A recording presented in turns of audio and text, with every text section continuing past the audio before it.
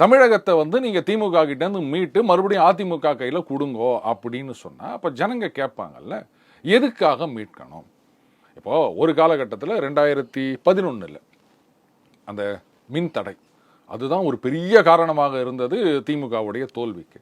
அதே மாதிரி 91 வந்து அது நமக்கு தெரியும், ராஜீவ்காந்தி அசாசினேஷன். 96 பார்த்தீங்கன்னா ஜெயலலிதா அவர்களுக்கு எதிரான ஊழல் புகார், அப்போ அதிமுக தோற்றது. அப்போ நீங்க வந்து சரியான ஒரு குற்றச்சாட்டை வைக்க வேண்டும். 2016 பாருங்க, அதிமுக மறுபடியும் ஆட்சிக்கு வருகின்றது, திமுகவில் ஜெயிக்க முடியல. ஏன்னா எஃபெக்டிவா ஒரு பிரச்சாரத்தை அவர்களால் முன்வைக்க முடியவில்லை.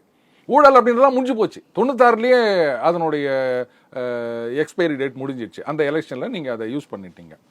அப்போ 2016 2015 பெருவெள்ளம், சென்னையில் எவ்வளோ நடந்தது, சவுத்தில் எவ்வளோ நடந்தது எல்லாருக்கும் தெரியும்.